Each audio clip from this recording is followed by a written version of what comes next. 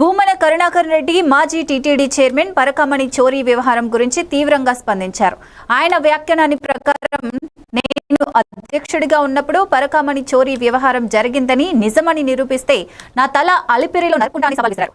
ఈ వ్యాఖ్యలు పరకామణి దర్యాప్తు మరియు బాధ్యతాపూర్వక నిర్ధారణకు కొత్త ఆయుధంగా మారాయి. భూమన మాట్లాడుతూ తప్పుడు ఆరోపణలు వ్యక్తిగత మరియు సంస్థ పరంగా తీవ్రమైన నష్టాన్ని తీసుకువస్తాయని, నిజాన్ని వెల్లడించేందుకు సంబంధిత తక్షణ విచారణ జరపాలని కోరారు. ముఖ్యంగా లోకేష్ గారు కరుణాకర్ రెడ్డి భూమన అధ్యక్షుడిగా ఉన్నప్పుడు ఈ పరకామణి చోరీ వ్యవహారమంతా నడిచింది అని వాళ్ళు చెప్పటం జరిగింది. మొట్టమొదట దానికి సమాధానం, నేను అధ్యక్షునిగా ఉన్నప్పుడు ఆ సంఘటన జరిగింది నిజమైతే నా తల అలిపిరిలో నరుక్కుంటా